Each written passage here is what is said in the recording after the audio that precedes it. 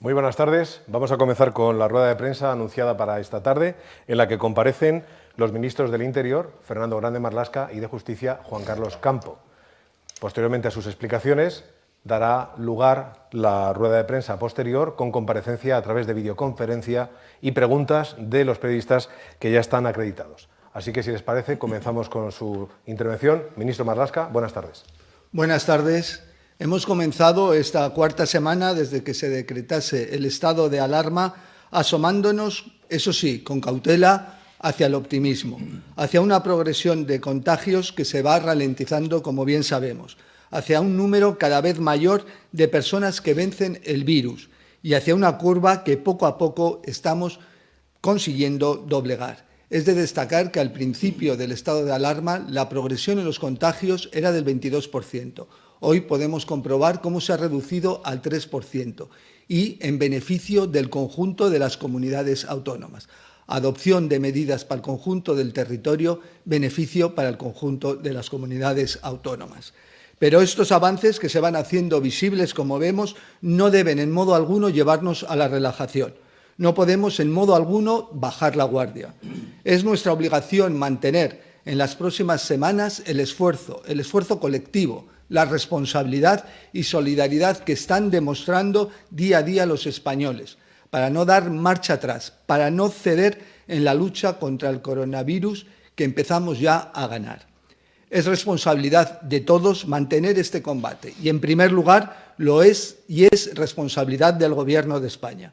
Y por eso, desde el Ministerio del Interior, se están redoblando nuestros esfuerzos en la misión fundamental que le ha sido encomendada para estos momentos y que pasan por garantizar la limitación de los movimientos, garantizar la seguridad del personal sanitario, garantizar el abastecimiento, pero también pasa por apoyar el trabajo esencial de todos los profesionales y proteger a los colectivos más vulnerables. Y en estos dos últimos ámbitos quiero anunciarles dos importantes novedades en la prestación del servicio que prestan nuestras fuerzas y cuerpos de seguridad. Y ello a través de una aplicación que algunos de ustedes conocerán y espero que poco a poco la vayan conociendo mejor como medio de comunicación y de relación directa con las fuerzas y cuerpos para garantizar su propia seguridad, que es AlertCops. De manera preliminar, me permito recordar que AlertCops es un servicio prestado a través de una aplicación gratuita en dispositivos móviles y que proporciona acceso directo, relación directa, como he dicho, con las fuerzas y cuerpos de seguridad, para comunicar un hecho del que uno haya podido ser víctima y también testigo. Es una aplicación que no ha sido creada, como también indicaba, con motivo de la crisis sanitaria ni de la declaración del estado de alarma que ha tenido lugar, sino que está funcionando ya desde hace varios años, como un canal discreto, moderno y eficaz, y que resulta complementario a los canales que ya tenemos ordinarios, como el 091, el 112 y el 062. AlertCops permite, por lo tanto, establecer llamadas y alertas geoposicionadas, importante, geoposicionadas, para una atención inmediata y habilita un chat directo, tipo un WhatsApp, con el centro de atención de la Policía Nacional o de la Guardia Civil, y que permite remitir fotos, vídeos de la situación y recibir ayuda inmediata de las fuerzas y cuerpos. Pues bien, esta aplicación, la aplicación AlertCops, a la que hago referencia, contará a partir de mañana, 7 de abril, con dos nuevas capacidades que van a estar orientadas a los colectivos necesitados de nuestra protección y auxilio, aunque ambos por razones distintas y bien diferenciadas. Uno de estos colectivos es el personal sanitario, al que por estar en primera línea de este frente que libramos contra el coronavirus, pensamos que se merece una atención prioritaria, como lo piensa el conjunto de la ciudadanía española, y una respuesta inmediata a sus demandas de seguridad, absolutamente prioritarias. En este sentido, quiero agradecer al Ministerio de Sanidad la colaboración y el asesoramiento que nos ha dispensado para el diseño y desarrollo de esta aplicación, que era imprescindible.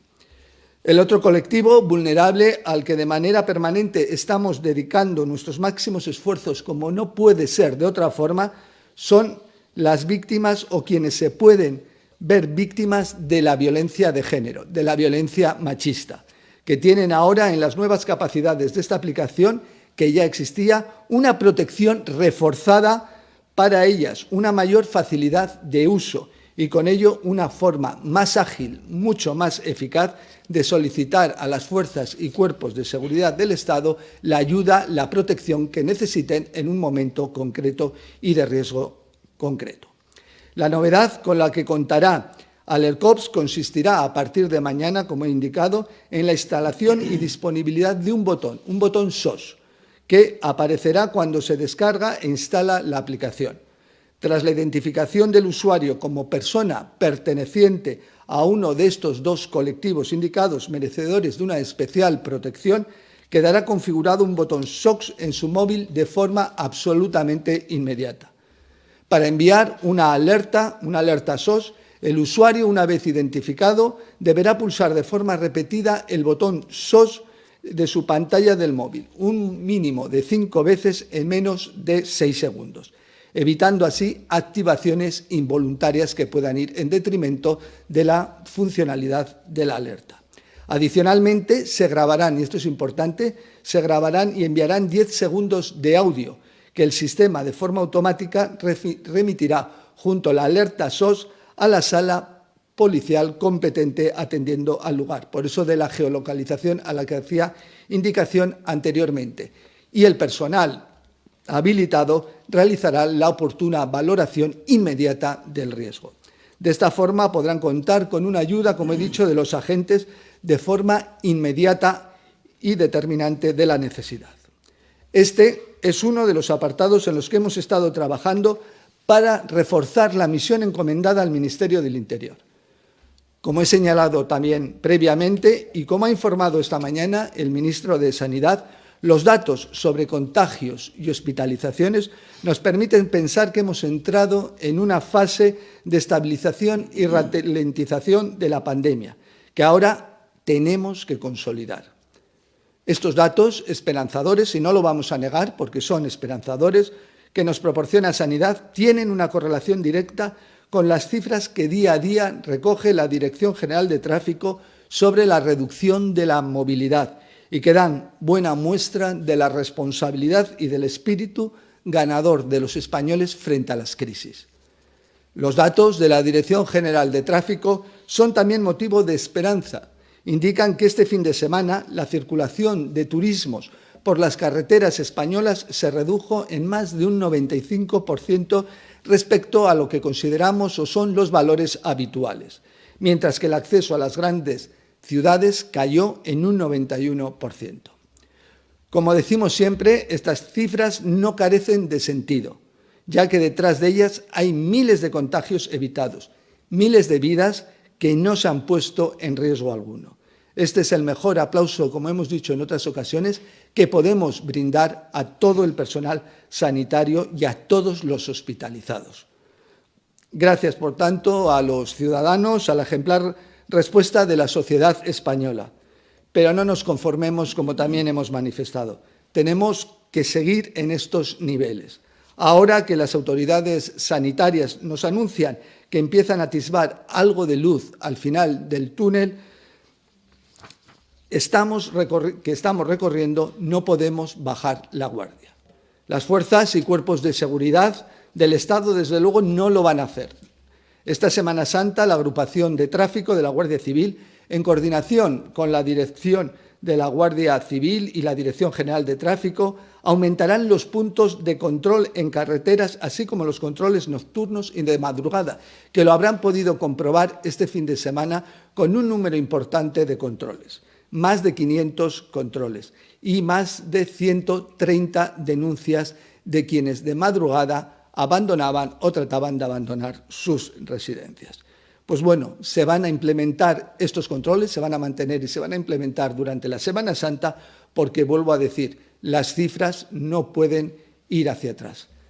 No tenemos dudas, por lo tanto, que reducir la movilidad significa salvar vidas, razón por la cual estos controles seguirán siendo efectivos e importantes, porque, vuelvo a decir, son controles para salvar vidas. Vivimos la mayor emergencia sanitaria del último siglo. Yo creo que esto nadie lo duda. Todas las fuerzas de seguridad, Policía Nacional, Guardia Civil, Ertzaintza, Mossos d'Esquadra, Policía Foral, Policía de Canarias y las policías locales y todos los funcionarios dependientes del Ministerio del Interior van a seguir luchando sin descanso como el resto de la función pública contra el virus. Nuestra respuesta como país está siendo, insisto, ejemplar y ya da frutos, pero el combate contra el COVID-19 no ha concluido, y bien que lo sabemos. Pido a los ciudadanos, a las ciudadanas de este país que perseveren en la lucha, porque esta nueva etapa va a exigirnos tanta disciplina social y solidaridad como la anterior. No tengo duda alguna, si mantenemos ese nivel de solidaridad tan importante que hemos demostrado, ese compromiso, esa unidad de actuación de la sociedad española, venceremos sin duda alguna al virus y muy pronto. Muchas gracias, ministro de Justicia, querido Juan Carlos. Muchísimas gracias, ministro.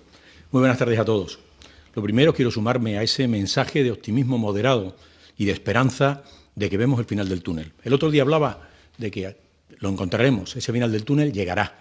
Y es verdad que llegaremos con lágrimas en los ojos, pero también con el orgullo de ser españoles, el orgullo de que la unidad logra vencer al COVID-19.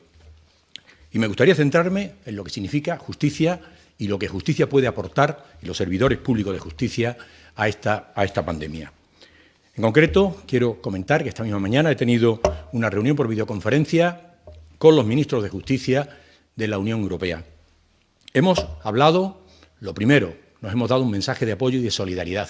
Son momentos difíciles y todos nos necesitamos, y me atrevería a decir que más que nunca. Hemos hablado de qué impacto ha tenido en cada uno de nuestros países y en nuestro mundo, el mundo de la justicia, qué incidencia ha tenido en el ordenamiento jurídico. Y hay un mensaje claro: no está afectando al Estado de Derecho. El Estado de Derecho sigue funcionando. Se ha restringido la movilidad, pero no, el Estado de Derecho no se debilita. Aquí hemos contado cada uno nuestras experiencias y hemos compartido buenas prácticas que cada uno está implementando de la mejor manera posible, de la manera más proporcional y de la manera más razonable, para que tenga una incidencia lo menos posible en la ciudadanía, pero a la vez cumpla ese objetivo que marca la Organización Mundial de la Salud, y es que solo a través de la reducción de la movilidad podremos combatir, mientras no aparezcan las vacunas o las cuestiones que todos conocemos, hasta que no aparezca ese sistema, solo el confinamiento, la reducción de la movilidad, nos puede llevar a esto. ¿Qué hace justicia? Y así lo hemos expresado todos esta mañana. Hace reducir, ya digo, no debilita el ordenamiento jurídico, pero sí los procedimientos y las incidencias. Yo en este sentido he contado las resoluciones que hemos ido aprobando desde el Ministerio de Justicia o desde el Ministerio de Sanidad, con referencia e incidencia en esto, que vienen a suponer una debilitación de la tramitación de los procedimientos, suspensión, salvo aquellos que hemos determinado o denominado esenciales, y todos están en la mente de todos: cuestiones con presos, violencia de género, registros civiles, etcétera, etcétera, etcétera. Pero no hemos articulado, y he hecho mucho hincapié esta mañana en ello, no hemos articulado un nuevo sistema sancionador, ni administrativo ni penal. Contamos con los mismos instrumentos legales, lo único que es que se ha ralentizado el sector justicia. Hemos hecho mucho hincapié y me han pedido varios de los ministros alguna incidencia sobre ello, después a nivel particular, de qué es el plan de acción de desescalada, que es como más o menos se lo he intentado explicar. Le he dicho que la disposición adicional que se aprobó en el Real Decreto de Economía del pasado domingo, hemos introducido la capacidad del sistema de justicia para generar planes de choque para agilizar la justicia. La justicia, les decía, es un mecanismo que hoy tiene que contribuir a la recuperación no solo social, que es un papel clave de la justicia, sino también de la recuperación económica. Y, por tanto, es necesario que justicia active planes en el ámbito sociolaboral, es decir, la jurisdicción social, en el ámbito contencioso administrativo y en los juzgados de lo mercantil. Creo que está en la mente de todos, que son las claras incidencias donde de una manera más sangrante, permítanme la expresión, se ve la incidencia de la pandemia. Pero no quiere decir que no haya también planes de actuación en los ámbitos civiles y penales. Sí les quiero decir, y se lo transmití esta mañana, que la visión es global y Europa se muestra unida. De hecho, en el ámbito internacional todos somos conscientes de que esto es el plano en el que tenemos que actuar. Y ahí hemos firmado también, España lo ha hecho, con otros 11 países, un manifiesto donde ponemos de relieve que la pandemia no puede ser nunca una excusa para debilitar a los Estados de Derecho ni los principios que sustentan la Unión. Y ahí está firmada. Hay también, en fechas próximas, la celebración también por videoconferencia, una reunión de la CONGIP, es decir, con los ministros de Justicia de países iberoamericanos, porque esto tenemos claro que es un problema global y, por tanto, el compartir ideas, razonar todos los mecanismos que nos pueden implicar. Ha vuelto a salir la Orden Europea de Protección. Todo eso de detención, todo esto son mecanismos que se están articulando a nivel europeo y que tenemos una clara incidencia, y lo puedo decir con satisfacción, España está respondiendo cada día, porque muchas veces, casi a diario, vamos modificando, porque es un plan dinámico como dinámica es la pandemia. Y, por tanto, en ese sentido, creo que estamos actuando con la necesaria responsabilidad, estableciendo mecanismos para volcar y darle a los ciudadanos esa justicia pronta y eficaz que legítimamente nos reclaman. Y para eso solo lo podemos hacer de la mano de todos. Y por eso vuelvo a decirlo, mi agradecimiento como ministro de Justicia, porque comunidades autónomas con competencias en materia de justicia, Consejo General del Poder Judicial en su papel constitucional, Fiscalía General del Estado, Unión Profesional, donde fundamentalmente abogados, procuradores y graduados sociales, funcionarios de justicia, donde la comunión y el trato es diario. Tenemos abiertos cauces permanentes con los sindicatos, con las asociaciones judiciales, fiscales, de letrados de la Administración de Justicia, etcétera, etcétera, etcétera. No quiero cansar,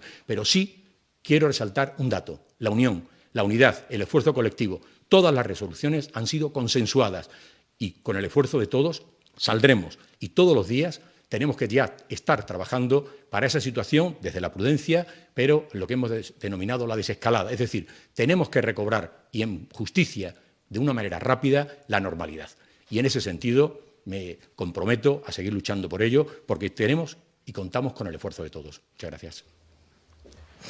Ministro, si les parece, pasamos a las preguntas de los periodistas. A su derecha tiene la pantalla en la que ya están los periodistas que han resultado seleccionados para esta rueda de prensa de la tarde. Voy a contar los medios que están presentes y que se vayan, por favor, preparando para poder intervenir. Atención, compañeros y compañeras, tened los canales de audio abiertos para que no tengamos una dificultad como esta mañana ya tuvimos. Primero intervendrá Canal Sur, luego Radio Intereconomía, Castilla-La Mancha Media, Cataluña Radio, Cibio, Cuarto Poder y el diario Ara. Vamos por orden, si hay alguna dificultad saltaremos al siguiente, de manera que, por favor, os identificáis y comienza con su intervención, con sus preguntas, el Canal Sur. Adelante, Canal Sur. Buenas tardes. Para el ministro de Justicia, por favor, me gustaría saber qué herramienta contempla el Gobierno, qué herramienta legal para obligar el aislamiento de positivo que se prevé en hoteles e instalaciones si hay personas que no quieren hacerlo voluntariamente. ¿Hay alguna herramienta legal que tengan contemplada para esas personas? Y para el ministro del Interior, esta noche ha habido un nuevo salto de inmigrantes en la valla de Melilla. ¿Qué piensa hacer el Gobierno con esas personas? ¿Piensa intentar devolverlos a Marruecos? Gracias. Bien, muchísimas gracias, mi querido Canal Sur. El problema no tiene, desgraciadamente, en justicia casi nada, son respuestas meteóricas, pero intentaré explicar. Sanidad, para empezar, no tiene articulado, ha lanzado una preocupación que está ahí.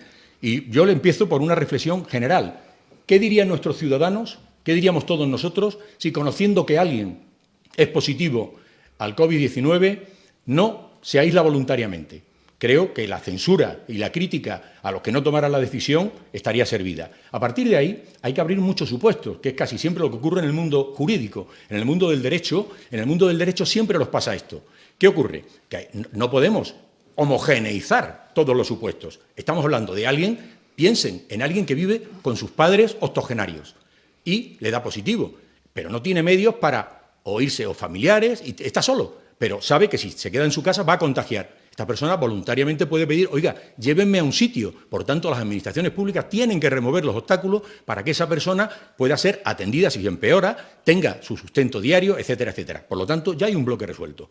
Otro es aquel que, de una manera voluntaria, simplemente dice, yo no quiero estar solo en mi casa, porque no sé lo que me puede pasar y cómo puedo empeorar. Y hace exactamente un pronunciamiento, que es distinto del anterior. El primero era para no contagiar, ahora es porque quiere ser atendido y porque le da miedo quedarse solo, cosa que es absolutamente humana. Y por último está el reticente, el renuente a una orden que se le ha dado desde los servicios sanitarios, que usted tiene que confinarse porque usted, aunque está asintomático, que parece el caso más típico, está asintomático, pero usted puede contagiar. Por tanto, usted tiene una obligación de no hacerlo y las administraciones públicas tienen la obligación de satisfacer esa obligación de que esta persona no esté contagiando. No voy a recordar que el Código Penal establece incluso esas posibilidades de el que voluntariamente contagia, pero aquí lo que estamos hablando es la posibilidad de decirle, oiga, usted tiene que confinarse. Esa persona se confinará. La cuestión es, ¿y si no se quiere confinar? Pues entonces ahí es donde está abierto el debate y tenemos que establecer, porque, insisto, lo he dicho en mi intervención, el estado de alarma no supone una rebaja del Estado de Derecho y, por tanto, serán los criterios de proporcionalidad y de ajustarse al ordenamiento jurídico lo que hay que aquilatar en este supuesto y, por tanto, se pedirán los informes pertinentes y con ello se actuará. Bien, muchas gracias también a Canal Sur. Gracias, Carmen, por la pregunta. En relación al salto de valla que hemos tenido en la madrugada de hoy en Melilla, donde 55 personas han logrado acceder a territorio español, indicar que los expedientes se tramitarán como se tramitan normalmente, como dije ayer, creo. Estamos en un estado de derecho y la situación de haberse declarado el estado de alarma en modo alguno limita ni relaja la virtualidad del conjunto de derechos y libertades fundamentales de todos los ciudadanos. En ese sentido, se tramitarán los expedientes, como se hacen habitualmente, y una vez resueltos, se procederá en el sentido de que indiquen esos expedientes, vuelvo a decir, siempre finalmente con la posibilidad de control judicial. Si ese expediente, si es a lo que vamos finalmente fuera de una expulsión por una irregularidad, etcétera, al día de hoy no pueden materializarse porque las fronteras están cerradas. En ese sentido, entraría en el sistema de acogida, etcétera. Pero vuelvo a decir, la tramitación es ordinaria y la expulsión para los que sean susceptibles de expulsión una vez tramitado el expediente tendrá lugar una vez que las fronteras vuelvan a tener un funcionamiento ordinario. También se toman las garantías precisas para la salud pública y garantizar la salud pública de estos migrantes, pero también del conjunto de la ciudadanía española, en este caso la melillense. Y finalmente, déjame, Carmen, que también muestre mi solidaridad con los agentes de la Guardia Civil, los 2 agentes que han resultado heridos en el día de hoy en ese salto de la valla, mi total reconocimiento a su trabajo y al de toda la Guardia Civil y Policía Nacional, en este caso en Melilla, que hacen una labor extraordinaria, y también a la cooperación con Marruecos, que siempre me gusta dejar encima de la mesa la importancia de la cooperación y coordinación también con las fuerzas de seguridad marroquíes. Sí, buenas tardes, Rubén Gil. De un momento, por favor. Un momento. Ha intervenido Carmen Torres, de Canal Sur. Efectivamente, Rubén, os iba a pedir que os identificarais por cada uno de los medios y que, gracias, tuvierais bien abiertos vuestros canales. Adelante, Intereconomía. Rubén Gil, de Radio Intereconomía. Buenas tardes. Para el ministro del Interior, el presidente del Gobierno dijo el sábado que la restricción de las actividades no esenciales se iba a levantar el 9 de abril, este jueves, y que hasta el día 26, con la prórroga del estado de alarma, el resto de restricciones iban a seguir igual. Ayer el ministro de Fomento decía que había que matizar qué sectores son esenciales y cuáles no, y la ministra de Economía por la noche señalaba en una entrevista que esta semana se estudiará si se iba a poder comenzar el desescalamiento del confinamiento y las restricciones a partir de Semana Santa. La pregunta es si ha cambiado algo, cuándo conoceremos la decisión y de qué va a depender. Bueno, sí, muchas gracias, Rubén. En este sentido, indicar que yo creo que las manifestaciones del presidente del Gobierno han sido, como no puede ser de otra forma, corroboradas y ratificadas tanto por la vicepresidenta económica como por el ministro de Transportes. En ese sentido, indicar y subrayar que las medidas del último Real Decreto Ley, el de los 5 días, el de los permisos obligatorios remunerados y recuperables, en ese sentido tienen una fecha de caducidad, que es el próximo 9 de abril. Una vez concluido ese extremo, entra en base la regulación del estado de alarma como quede aprobada, una vez que la semana que viene siga tramitándose o se tramite la prórroga, y se estudiarán las medidas necesarias y precisas para garantizar, dentro de los criterios que las autoridades médicas señalen, cuáles deban de ser los elementos, los sectores, los ámbitos económicos y sociales que puedan evidentemente estar en activo o permanecer en activo a partir de esa fecha. Vuelvo a decir, tenemos una realidad de lo que son servicios esenciales, fruto de la resolución del último Real Decreto Ley hasta el 9 de abril. El 9 de abril caduca y a partir de la prórroga que tendrá lugar a partir del 12 de abril, esa prórroga, si es ratificada, si es autorizada por el Congreso, una vez que se celebre el oportuno pleno, podremos en ese momento definir sustancialmente y principalmente el alcance de las mismas. Vamos, si os parece, a la siguiente intervención. Intervendrá ahora Castilla-La Mancha Media, después de Castilla-La Mancha, Cataluña Radio. ¿Estad preparados, compañeros? Pregunta Castilla-La Mancha Media. Sí, gracias, Miguel Ángel. Hola, buenas tardes. José Luis Martín, de Castilla-La Mancha Media. Tenía dos preguntas, una para el ministro de Justicia, la otra para el ministro del Interior. La primera sobre unos datos que hemos conocido esta tarde, los ha hecho públicos el Tribunal Superior de Justicia de Castilla-La Mancha. Ha ofrecido datos sobre posibles fallecimientos por coronavirus que son muy superiores a los datos oficiales. Son datos en base a licencias de enterramiento. No sé si tiene constancia el ministro de Justicia de estos datos, si van a modificar el cómputo total de fallecidos y si es una diferencia que se puede estar dando en otras comunidades autónomas como Andalucía, Aragón o Asturias. Esta es mi primera pregunta. La segunda, como digo, para el ministro del Interior. Nos están llegando noticias de muchos municipios, de varias comunidades autónomas, entre ellas en Castilla-La Mancha. Se están encontrando con que hay mucha gente que está volviendo a esos municipios y que tienen segunda residencia en estos días de Semana Santa. ¿Tiene constancia el ministro del Interior de que esto se estaría produciendo? ¿Cómo se tiene que actuar en estos casos y a qué, a qué tipo de infracciones se pueden estar exponiendo estas personas que están rompiendo el confinamiento y que, a pesar de lo que se está diciendo, vuelve a su segunda residencia? Muchas gracias.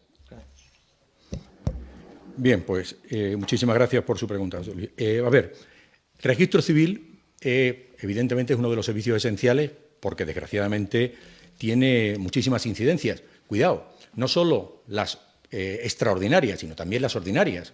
Y esas situaciones de restricción ha habido que ir acoplándolas. Por otro lado, quiero decir que es un tema técnico y pido disculpas por ello, pero es la realidad.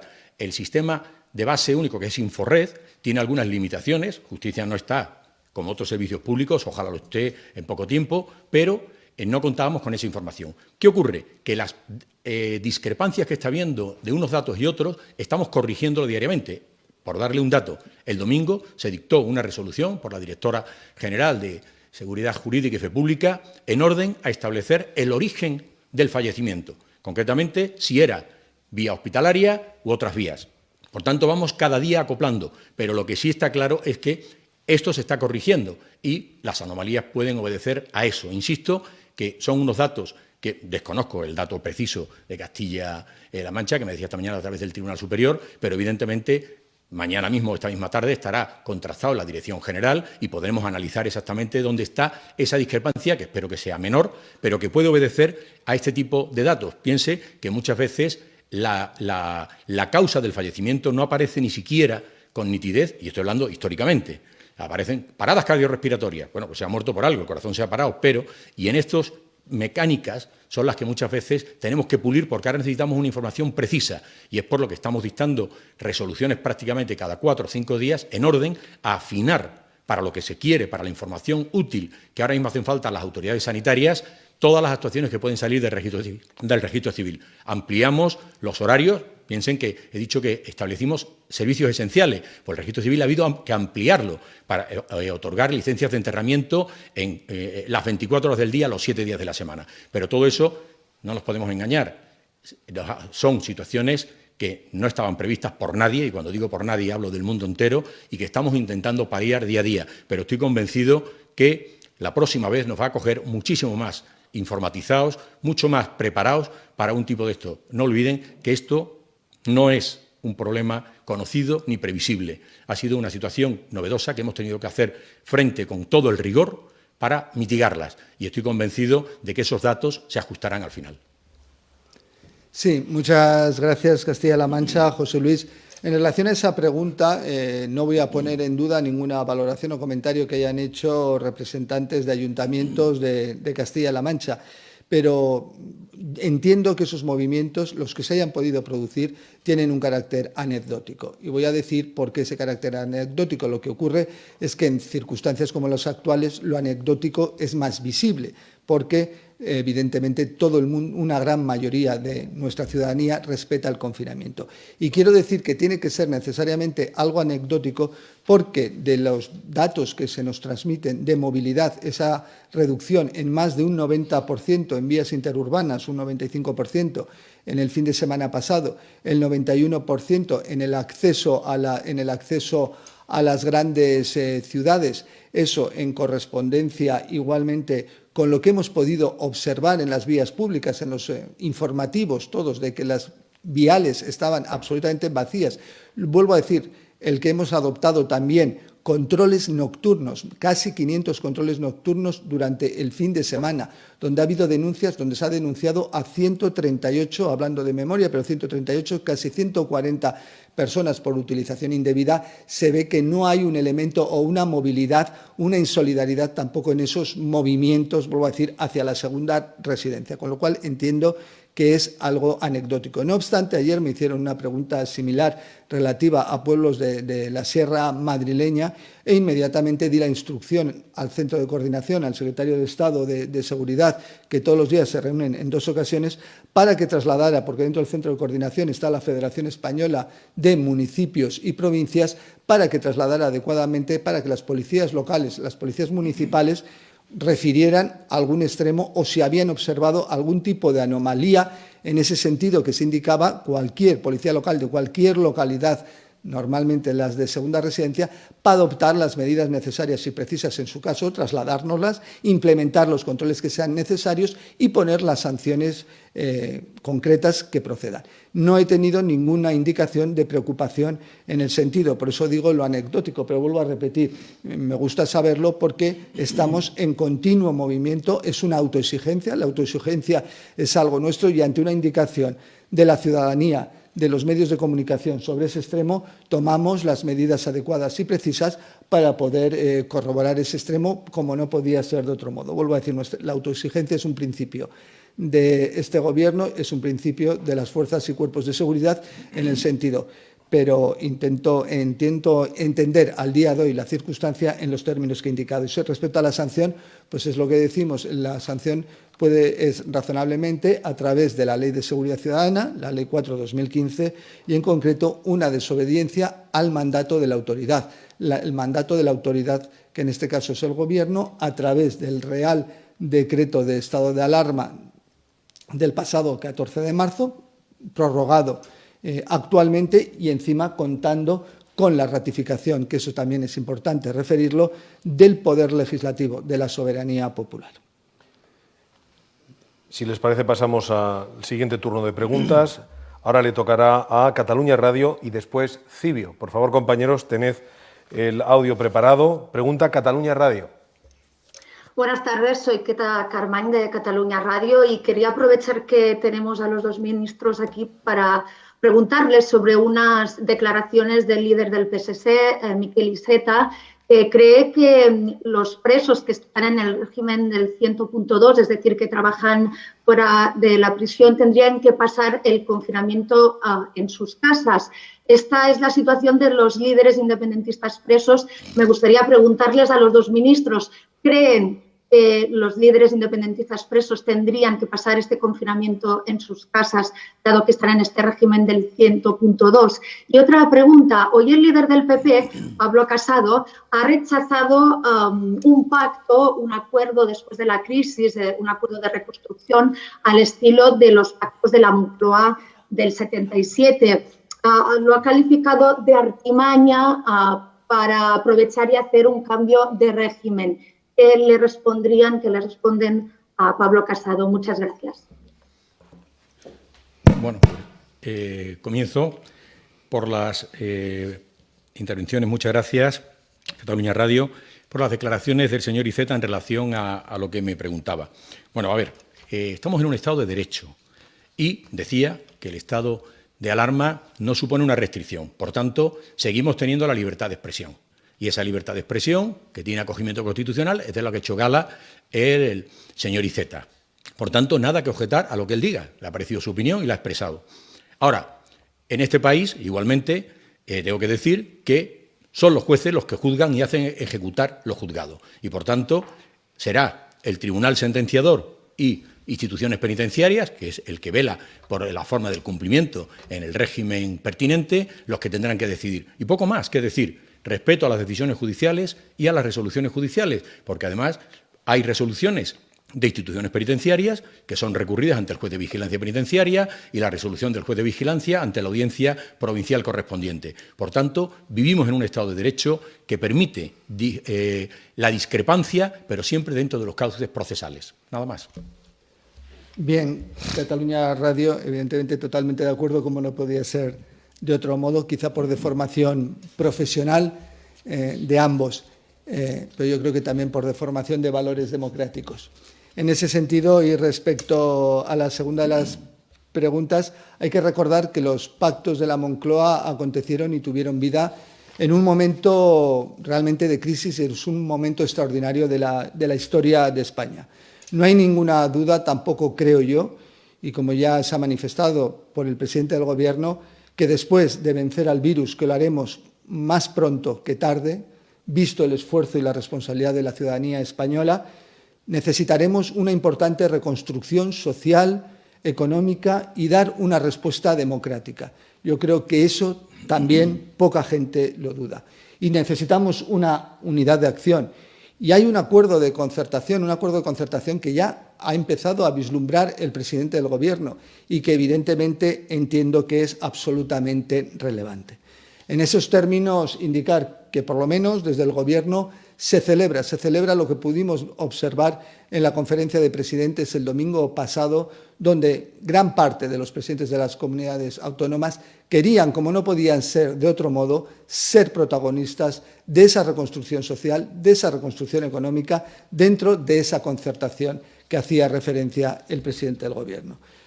No va a ser fácil, eso es algo rotundo. No va a ser fácil que lleguemos a esa concertación, a ese acuerdo, pero hay que empezar el camino y hay que tener intención y voluntad de llegar a esa meta. En el 77 tampoco fue fácil. Hubo momentos en que aquello parecía que descarrilaba. Los que tenemos una edad y éramos adolescentes entonces incluso lo vivimos apasionadamente. Pero en esos términos no fue fácil. Ahora no va a ser fácil, pero estoy convencido que esta sociedad, si lo consiguió en el 77, en el 2015 lo puede volver a hacer de una forma clara. Vamos a la siguiente pregunta. Intervendrá ahora Cuarto Poder. Perdón, intervendrá Cuarto Poder y después el diario Ara. Vamos, Cuarto Poder, adelante. Perdón, ¿lo viste? Buenas tardes, ministros.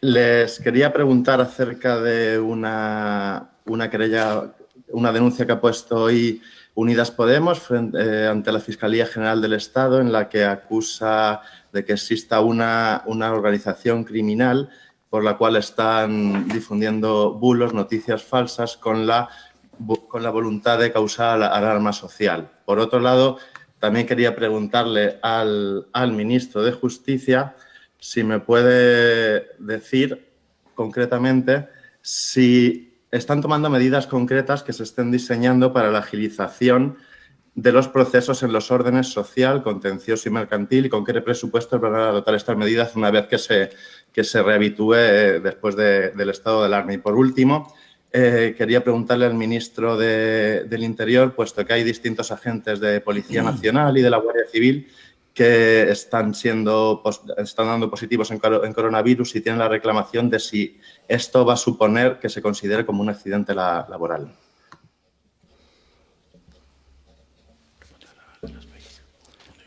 Bien, en relación a la primera de las preguntas, respecto a la denuncia querella formalizada por Unidas Podemos en relación a una supuesta organización dedicada a difundir falsos contenidos, indicar que como hemos manifestado, nosotros estamos monitorizando desde Interior, la Policía Nacional y la Guardia Civil, las redes sociales, todos aquellos bulos, todas aquellas noticias falsas, todas aquellas noticias que puedan tener un contenido criminal o que pueda criminalizarse, lo ponemos en conocimiento de la autoridad judicial. En esos parámetros y como Policía Judicial actuaremos a la indicación de lo que la autoridad judicial, la Fiscalía en su caso, nos indique o nos refiera en esos términos. No puedo decir nada más porque no conozco el contenido expreso de la denuncia o querella que se haya interpuesto por Unidas Podemos, pero vuelvo a decir, quien tiene ahí ya en este momento la dirección de la investigación es bien la Fiscalía, bien la autoridad judicial, y en esos parámetros actuaremos. Pero somos conscientes de que en estos momentos las redes sociales son utilizadas de una forma indebida, en algunos momentos incluso criminal, difundiendo noticias absolutamente falsas y tendenciosas, y en ese sentido vuelvo a indicar que desde nuestros servicios de la Policía y la Guardia Civil hay una monitorización constante al respecto. Puedo contestar la última ya y sí, claro. eso, relativa a los... primero, gracias por la pregunta relativa a los agentes de las fuerzas y cuerpos que en el ejercicio de su función, si es así, han resultado contagiados. En ese término, primero, mi reconocimiento a ellos y a sus compañeros. En segundo lugar, evidentemente no vamos a ser cicateros y cuando proceda y como proceda se considerará, vuelvo a decir, una enfermedad laboral. No tenemos, desde luego, en estos momentos, desde luego, donde nuestro deber primordial es promover la seguridad de nuestros hombres y mujeres que forman parte de las fuerzas y cuerpos, desde luego no vamos a ser cicateros. Si decimos que nuestros hombres y mujeres están en la vanguardia de la lucha contra el virus, justo detrás del personal sanitario, evidentemente vamos a proceder en esos términos de reconocimiento que son los precisos y necesarios. Muchísimas gracias. Yo quiero, antes de contestar específicamente a la que me ha formulado, hacer una reflexión sobre la querella de los fake. No, desconozco los pormenores y, en todo caso, estoy convencido que una vez que se ha interpuesto, pues tendrá que ser analizada por si se ha interpuesto en la Fiscalía o por el tribunal al que se haya interpuesto. No me preocupa tanto eso, solo resolverán los tribunales porque es su cometido. Pero sí creo, y es lo que quiero adelantarles, sí creo que tenemos un problema como sociedad con la irrupción de las fake. Sabemos que constitucionalmente tenemos el derecho a recibir una información veraz y evidentemente esto es justo lo contrario. Por tanto, sí me comprometo, lo he dicho ya en distintos foros, a establecer un mecanismo que nos permita revisar si el instrumento de defensa de la sociedad es lo suficientemente fuerte y garantista para cumplimentar ese derecho al que tengo exigencia, que es el derecho a recibir una información veraz. Y si ello lo llevamos a un estado de alarma, evidentemente podemos hacer mucho daño social y, por tanto, creo que está más que justificada que, con calma, con la serenidad necesaria para cualquier cambio legislativo, hagamos una revisión de cuáles son nuestros instrumentos legales para impedir, o si no, por lo menos para impedir que, desde luego, no se vayan de rositas aquellos que contaminan la opinión pública de una manera grosera y sin justificación ninguna. En cuanto a los programas sociales, contencioso y los juzgados de lo mercantil, como saben, el Real Decreto de Economía estableció en su disposición adicional 19ª que, una vez concluido el periodo de alarma, el Consejo de Ministros aprobará en el plazo máximo de 15 días desde esa fecha planes para la agilización. Hemos entendido, fíjense dónde se hace, en el Decreto de Economía, porque se entiende que la justicia es un elemento dinamizador y que puede ayudar a salir de la crisis. Y, por tanto, es necesario que en aquellos órdenes donde más se va a ver la litigiosidad, estoy hablando del ámbito social, es decir, despidos, ERTES, todo aquello que genere controversia y litigiosidad, porque la litigiosidad no es un problema. La litigiosidad lo único que determina es la conflictividad social. Lo que hace falta es que el Estado, a través, en este caso, de la justicia, dé resolución a esos ámbitos de litigiosidad y, por tanto, a esa conflictividad. Y a eso es a lo que se ha comprometido el Gobierno con ese Real Decreto que tendrá que pasar a convalidación en fechas próximas. ¿Qué estamos haciendo desde ya? hablar, como hemos hecho desde el minuto 1, incluso del minuto 0, coordinarnos con el Consejo del Poder Judicial, con la Fiscalía General del Estado y con todos los sectores del ámbito de la justicia y con las administraciones prestacionales para establecer planes de refuerzo que puedan superar esta crisis y esta ralentización que ha habido en toda la litigiosidad. 1, tenemos que superar la ralentización y 2, ese volumen que por esta crisis social y económica se va a determinar una conflictividad social. Por tanto, es necesario articular mecanismos de refuerzo coordinado con los sindicatos para que los funcionarios de justicia, a los que no me cansaré nunca de decir el papel esencial que están jugando, porque justicia no se ha parado, ha quedado en los servicios esenciales, pero justicia no se ha parado porque la sociedad no puede hacer decaer sus derechos fundamentales. Insisto, el decreto de alarma solo restringe la movilidad, pero todos nuestros demás derechos siguen estando vivos y, por tanto, en aquellos que se han considerado esenciales, la justicia no ha parado. Gracias. Anteriormente salté el turno de Cibio. Disculpas, Cibio, es tu turno. Adelante. Perdonad. Buenas tardes, soy Eva Belmonte de Cibio. Mi pregunta va para el ministro del Interior. Yo quería preguntarle sobre estas listas de la compra legales e ilegales, estas multas por adquirir determinados productos de alimentación o bebidas, teniendo en cuenta que no está prohibido comprar ningún producto concreto de alimentación ni ninguna bebida, que las fuerzas y cuerpos de seguridad en un Estado de Derecho no pueden legislar, menos en caliente. Quería saber la opinión del ministro sobre esto, pero sobre todo, y quisiera que me respondiera de forma muy concreta a 2 preguntas. Si se va a hacer algo para evitar que esto siga pasando y si esas multas se van a retirar. Bien, muchas gracias, Cibio. Eva, muchas gracias. Lo primero, permítanme que lo tenía aquí apuntado, porque cuando he respondido una pregunta respecto a los pactos de la Moncloa en 1977 y me he hecho referencia a 2015, evidentemente 2020.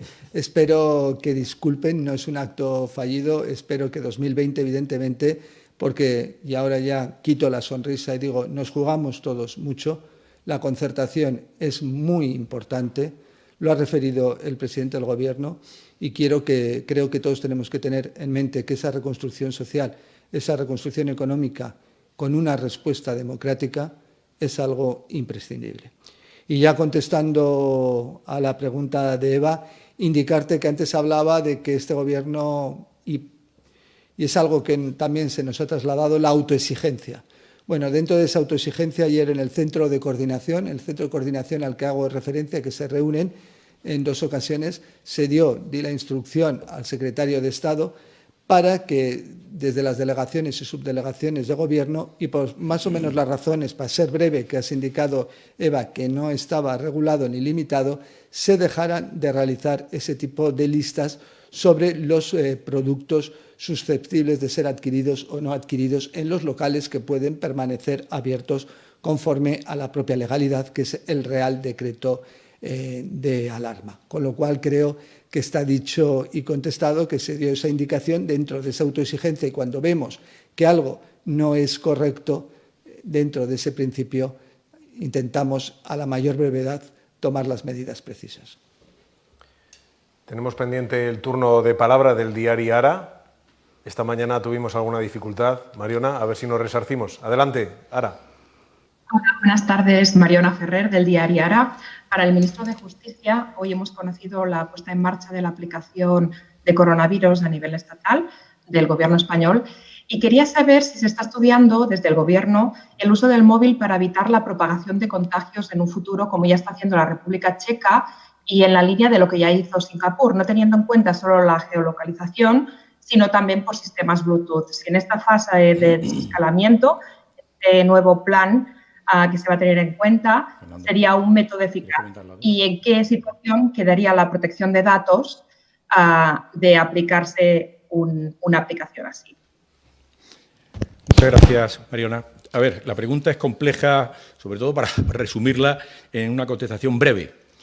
Se está estudiando todo, porque todo lo que marcan las autoridades sanitarias tiene que tener después un respaldo jurídico. Si nos piden que no haya movilidad y que se controle la movilidad de las personas, porque es la manera de evitar el contagio, tenemos que buscar mecanismos. Ese mecanismo que usted me cita, efectivamente está ahí. Hemos tenido lecturas de distintos países, algo hemos visto en China.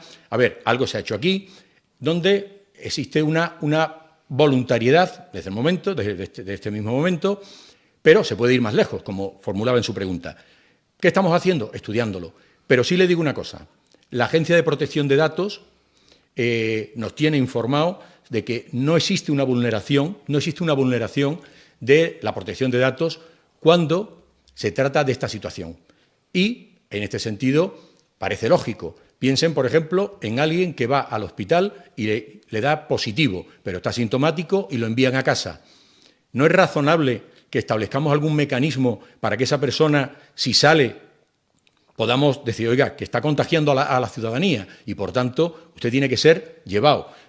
Lo vemos más drásticamente cuando los cuerpos y fuerzas de seguridad del Estado, a alguien reticente, incluso los jueces están ordenando prisión provisional, porque esa persona hay que retirarla del circuito porque está contaminándonos y está contagiando a conciudadanos y, por tanto, tenemos que hacerlo.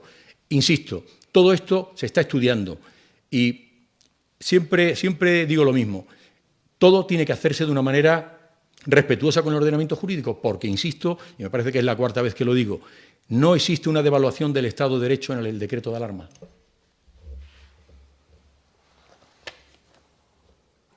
Bueno, pues concluida esta pregunta, no sé si hay alguna otra formulación que se quisiera realizar, pero la comparecencia estaría tocando a su fin. Compañeros, os agradecemos vuestra participación esta tarde.